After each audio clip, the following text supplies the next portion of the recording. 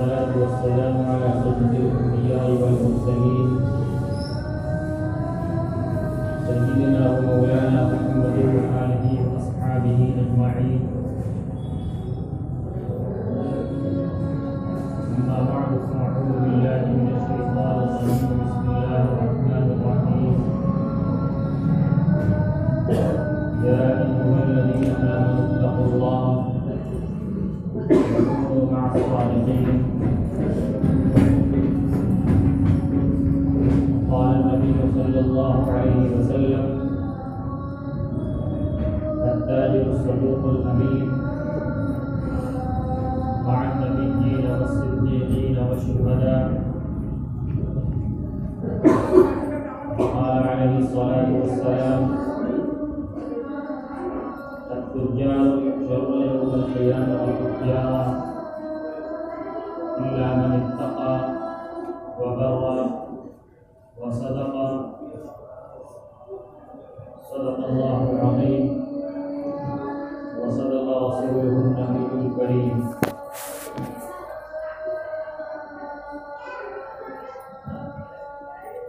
محترم بھائیوں، دوستوں، بزرگوں،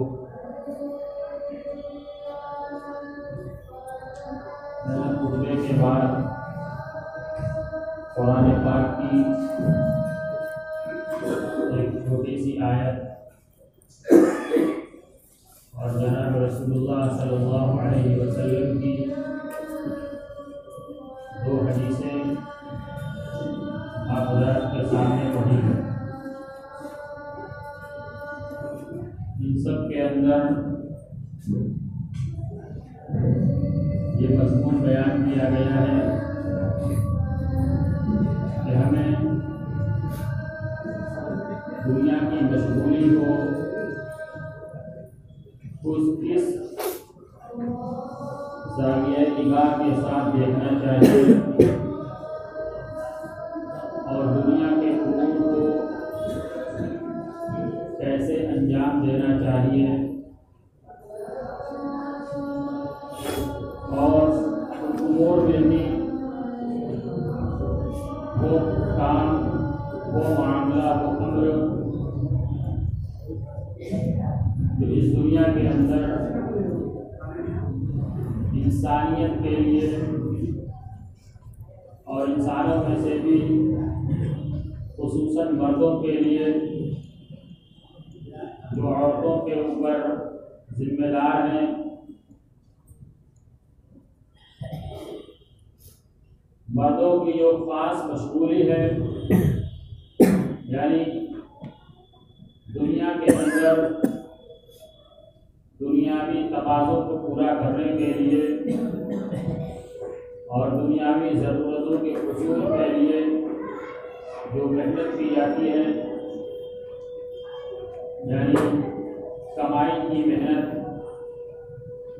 اس کے جو بھی راستے ہوں، چاہے تجارت ہو، چاہے زراعت ہو، چاہے ملازمت ہو، یا کسی بھی لائن کی کوئی بھی محنت ہو، جس میں سب کا خلاصہ یہ ہے کہ دنیا کی ضرورتوں کی تکمیل کس طریقے سے کی جائے.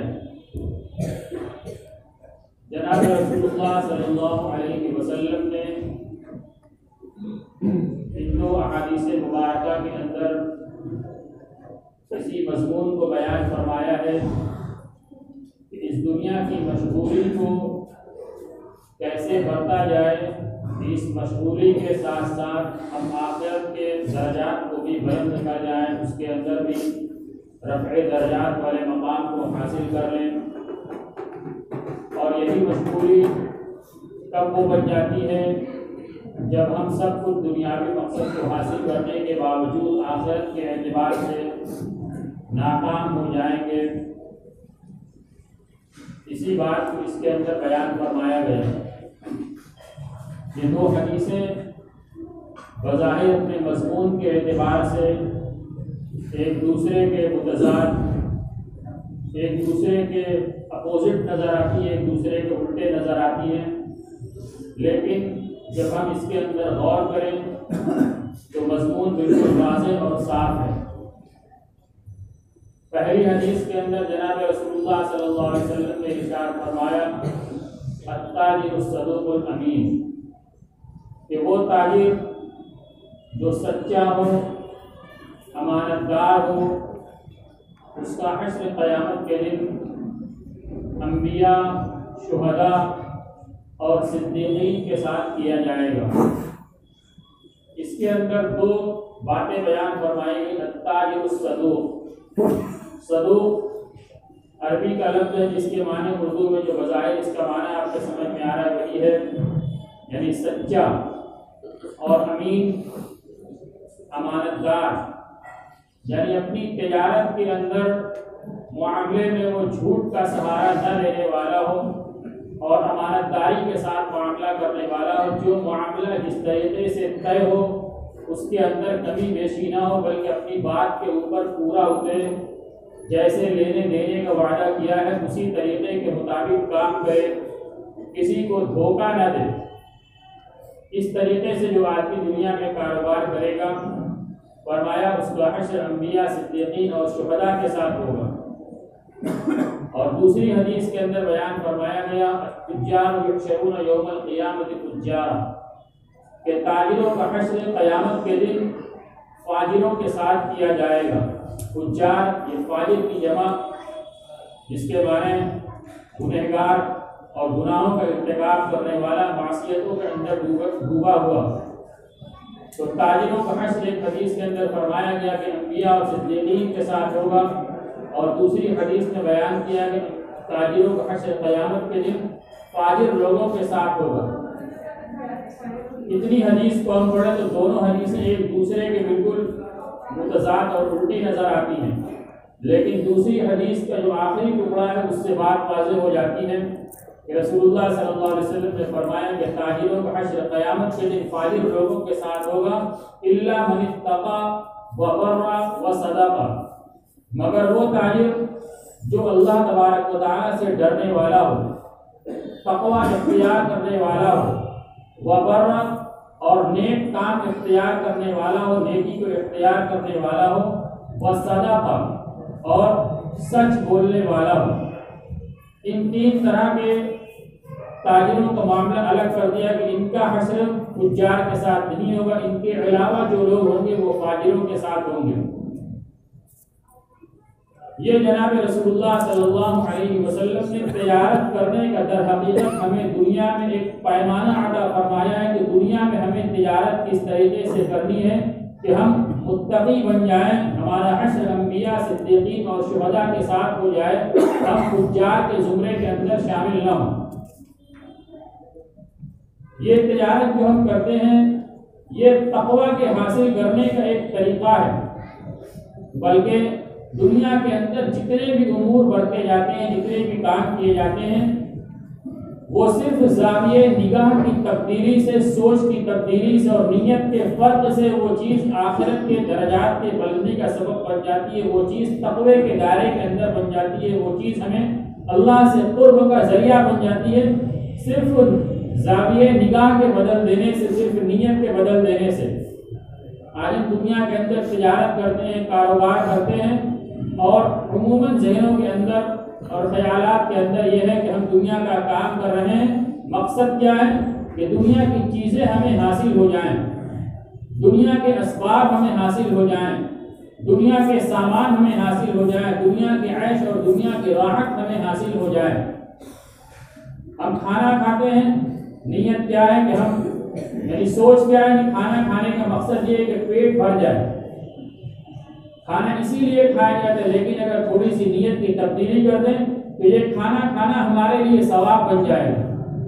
اس کے اندر کیا نیت کریں کہ اللہ تبارک و تعالیٰ نے ہمیں پیدا فرمایا ہے، ہمارے جسم کا، ہمارے وجود کا، ہماری جان کا یہ ہمارے اوپر ایک حق ہے کہ ہم اس کے تندرستی کا خیال کریں، وہ کیسے پھولے پھلیں، اس کے اندر کیسے ترقی اور اچھی زندگی کیسے گزاریں۔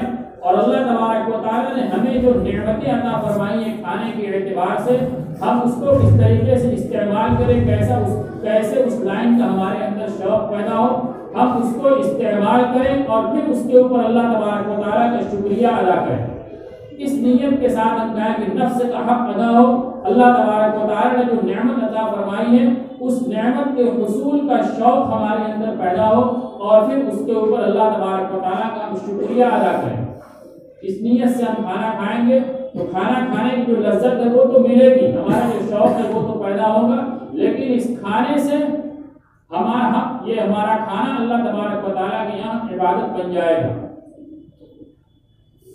دنیا کی ہر چیز اسی اعتبار سے حضرت ایوب علیہ السلام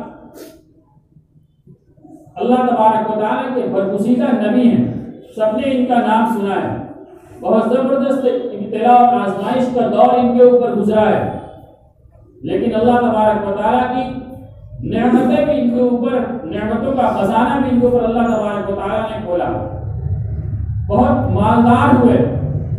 اور اسی میں واقعہ بخاری شریف کے اندر لکھا ہوا ہے کہ وہ ایک مرتبہ غسل کر رہے تھے، نہا رہے تھے، اور نہانے کے دوران ان کے اوپر آسمان سے سونے کی بارش ہونے لگی، تتلی کے طریقے سے، تتلی ہوتی ہے اس طریقے کا سونا ان کے اوپر برسنے لگا، جس کو کہتے ہیں سونے کی بارش ہونے لگی۔ اب وہ اللہ تبارک و تعالیٰ کے نبی ہیں، غسل کر رہے ہیں، اپنا نہانا چھوڑ کر بھول گئے نہانا، اور اس سونے کو اکٹھا کرنے لگے، جو بارش ہو رہی ہے سونے کی، اس سونے کو سمیٹنے لگے۔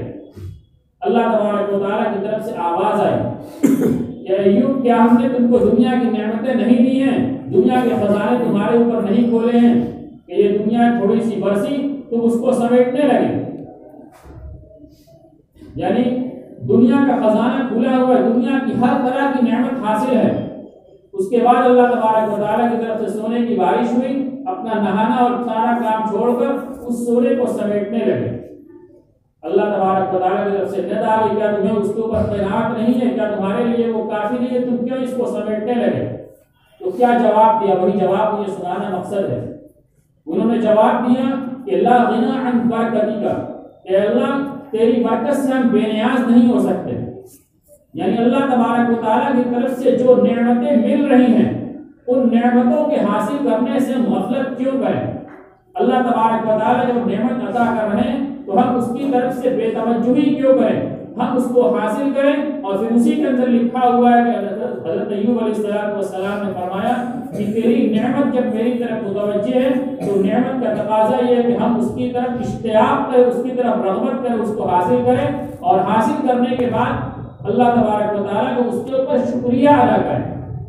شکریہ کا لفظ ہر جگہ کہ ہر نعمت کے حصول کے بعد اللہ کا شکر ادا کریں، تبھی یہ عبادت بنے گا۔ کوئی صوفی ٹائپ کے لوگ، کوئی ایسے نرے عبادت گزار ہوں جو دنیا کا، جو دین کا مقصد یہ سمجھتے ہیں، دین کا مطلب یہ سمجھتے ہیں کہ دنیا کی ساری چیزوں سے کنارہ کش ہو کر جا کر کہیں جنگل میں زندگی گزارے، دنیا کے لوگوں سے، دنیا کے کاروبار سے، دنیا کی زندگی سے، دنیا کی معاشرت سے اپنے آپ کو کاٹ کے جنگل میں جا کر زندگی گزارے، اس کو دین سمجھتے ہیں۔ میرے بھائی دوستوں بزرگوں، یہ دین نہیں ہے۔ دین تو یہ ہے کہ ہم دنیا کے تمام تقاضوں کو پورا کرتے ہوئے اللہ تبارک و تعالیٰ کا قرب حاصل کرنے کی فکر کریں، یہ دین ہے۔ دنیا کی تمام مشغولیات کو اللہ کے احکام کے مطابق پورا کرتے ہوئے، دین کس کا نام ہے؟ دین نام ہے اللہ تبارک و تعالیٰ کی طرف سے جو دستور زندگی ہمیں ملا ہے، اور اس کی تفسیر جو جناب رسول اللہ صلی اللہ علیہ وسلم اور صحابہ کرام کی زندگی کی شکل میں ہمارے سامنے پیش کی گئی ہے، اس کو اپنی زندگی میں اتار لینا۔ اب ہم انبیاء کرام اور صحابہ کرام کی سیرت کو پڑھیں، کیا انہوں نے دنیا سے بالکل کنارہ کش ہو گئے تھے؟ ساری زندگی کو اختیار، دنیا کے تقاضوں کو اللہ تبارک و تعالیٰ کے احکام کے مطابق پورا کرنا، جیسے اللہ تبارک و تعالیٰ نے حکم دیا ہے ویسے پورا کرنا، اور اس کے اندر مقصد کیا ہو کہ کیسے اللہ تبارک و تعالیٰ کی رضا حاصل ہو جائے۔ اس طریقے سے ہم دنیا کی ساری چیز کو اپنے آخرت کے بلند کرنے کا ذریعہ بنا سکتے ہیں۔ ہم جو دنیا کا کاروبار آج کر رہے ہیں، میرے بھائی جو دوست بزرگوں، یہ ایک ایسی ڈگر ہے جس کے اندر یعنی انسان اگر تھوڑی سی غفلت کرے تو ایک طرف جہنم کا دہانہ کھلا ہوا ہے، اور اگر انسان دینی تقاضے کو پورا کرتے ہوئے اس جگہ کے اوپر چلے تو بہت جنت کے بہت اعلیٰ درجے کو حاصل کر سکتا ہے۔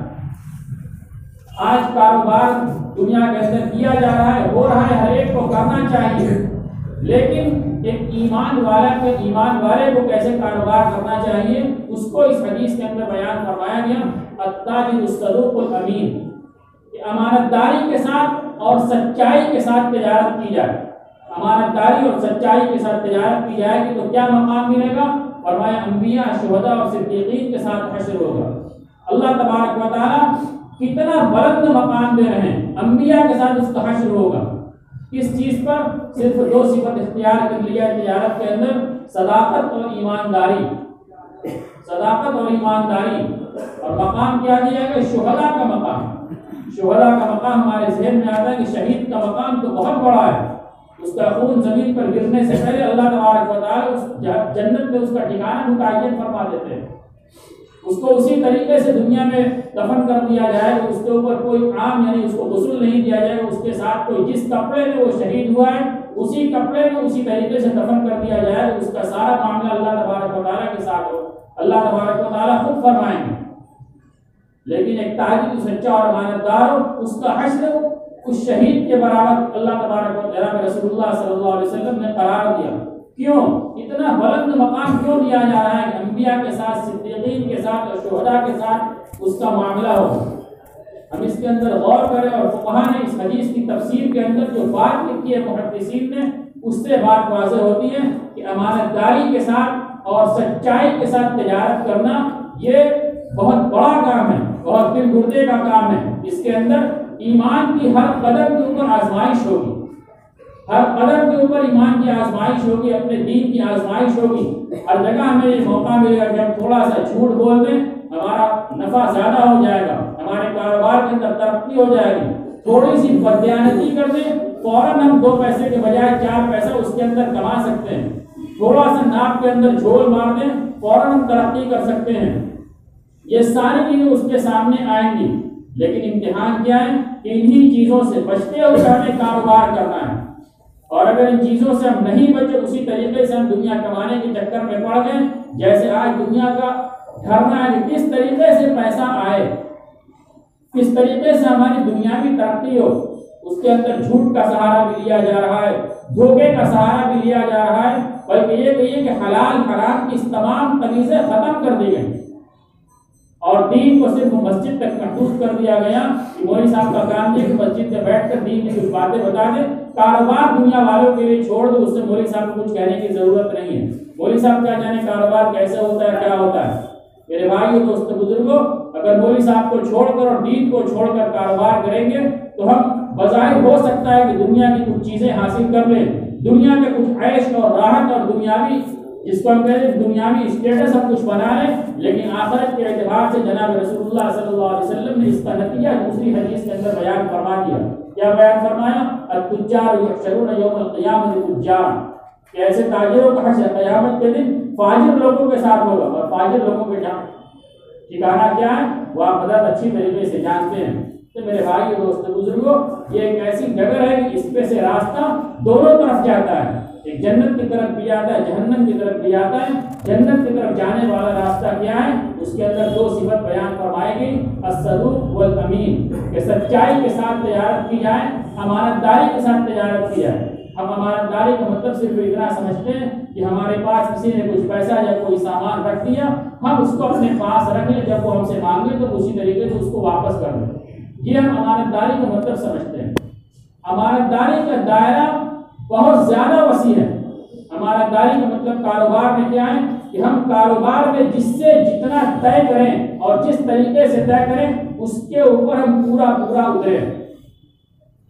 جس طریقے کا مال خریدنے کا ہم نے وعدہ کیا، دینے والے کی ذمہ داری ہے کہ مال اسی طریقے کا دے، اس کے اندر کمی نہ ہو، اس کی لاگت کو کسی طریقے سے نہ کی جائے، اس کے ناپ میں کمی نہ کی جائے۔ اور دوسری طرف سے معاملہ طے کہ ہم اتنے دن میں اس کا پیسہ دیں گے، اتنے دن میں اس کا پیسہ دے دیا جائے۔ اس کے اندر بعد میں ریٹ کا معاملہ ہو کہ اتنا آیا تو اتنے میں بکا اور یہ ہوا، مال واپس آیا۔ یہ مال کا واپس آنا، یہ اس کے اندر کاریگر اور مال دینے والے کی کوئی ذمہ داری نہیں بنتی۔ اس نے مال بیچ دیا، ذمہ داری آپ کی ہے، مال واپس آیا وہ آپ کا ہے۔ لیکن آج ایک عام مزاج بن چکا ہے کہ مال باہر سے واپس آیا، اس کو اٹھا کر کاریگر کے نام ڈال دیا۔ یہ کاریگر کو دینا، کاریگر لینے کا بالکل بھی مجاز نہیں ہے۔ وہ مال آپ کا اگر وہ انکار کرے گا کہ میں مال نہیں لوں گا تو آپ کے اوپر اس کا پیسہ کھڑا ہوگا، آپ کو دینا لازم ہے، اس مال کے ذمہ دار آپ ہیں۔ لیکن ایک عام معاشرے کے اندر یہ بات چل گئی کہ مال آیا اٹھا کر کاریگر کے نام ڈال دے، کاریگر کا یہ مال ہے۔ میرے بھائی دوستوں بزرگوں، یہ ظلم ہے، یہ امانت داری کے خلاف ہے، یہ امانت داری کے خلاف ہے سراسر۔ اس لیے اصل میں یہ بات آئی کہاں سے، میں پہلے بھی عرض کر چکا ہوں، انشاءاللہ اس مضمون کو پھر عرض کروں گا، وقت زیادہ ہو رہا ہے۔ اللہ تبارک و تعالیٰ ہم سب کو محنت عمل کی توفیق عطا فرمائے۔